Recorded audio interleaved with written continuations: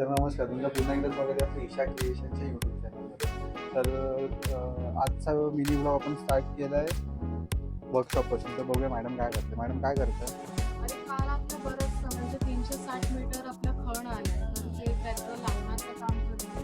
आणि आता आपला गणपती आहे, तर गणपतीसाठी आपलं हे खण वगैरे आलेले आहे, तर त्याचं स्टॉक काढायचं आहे. नाहीतर कलेक्शन लवकरात लवकर आपल्या आता सगळं कलेक्शन येणार आहे. कशी तयारी?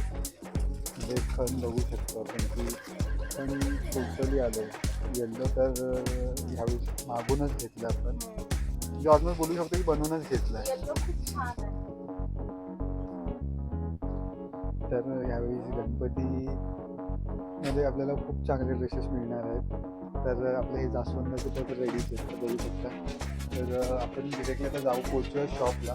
शॉपमधून कस्टमर चालू होते, तो जाऊन. तर आपण नुकतेच पोचलेलो शॉपमध्ये. तर कारखान्यात पण कामं चालू होती आपली. तर तिथूनच हँडमेड इयरिंग्स आहेत आपले, जे आपण क्रिएट करतो, शॉपमध्येच बनवतात आपल्या लेडीज. सो ती आता सेग्रिगेट करत होती कलर्स, कारण की खूप कलर्स ॲड ऑन पण झालेले आणि बाकीचे आपले जे आधीचे कलर्स होते ते पण होते. सो हे जे इयरिंग्स आहेत ते मल्टी कलरमध्ये आहेत. म्हणजे ऑलमोस्ट कस्टमर आपल्याकडे गणपतीत 5-10 पीस घेऊन जातात, कोणी 12चे 12 कलर घेऊन जातात.